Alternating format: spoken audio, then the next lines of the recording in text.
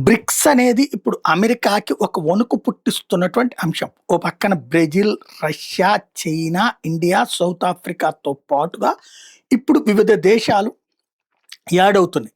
సొంత currency pressure క్రమంగా పెరుగుతుంది. మెయిన్ ఆయిల్ ధరల నియంత్రణ అమెరికా చేతికి పోకూడదన్నటువంటిది.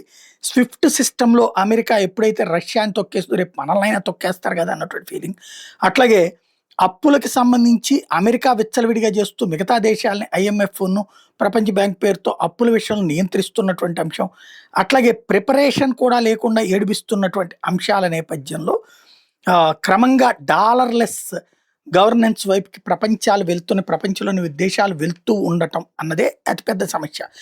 అమెరికా డాలర్ ఆధిపత్యం గనక తగ్గితే గ్లోబల్ ట్రేడ్ అన్నటువంటిది అమెరికా చేతిలో నుంచి పోతుంది.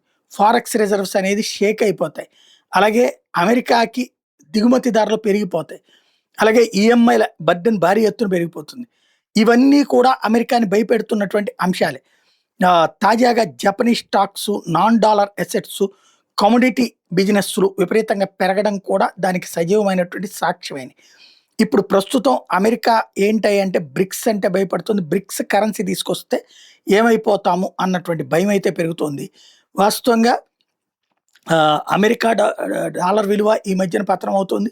యూరో 13% డౌన్ అయింది. యువాన్ 5% డౌన్ అయింది. మన రూపాయి రీసెంట్‌గా 4% డౌన్ అయినటువంటి పరిస్థితి ఉంది. బఫెట్ ఇండికేటర్ ప్రకారం 224% మార్కెట్ క్యాప్, జీడీపీ మధ్యన గ్యాప్ కనబడుతున్నది. ఓవరాల్‌గా ప్రపంచవ్యాప్త పరిణామాలతో అమెరికా ఏమని భయపడుతున్నది అంటే తను కనుక డాలర్ పతనం అయితే తను అప్పులు ఎక్కువ కట్టాల్సొస్తుంది. అప్పుల మీద వడ్డీ ఎక్కువ కట్టాల్సొస్తుంది. అదే సందర్భంలో క్రమంగా ఇక తన మాట వినేవాడెవడో ఉండడు.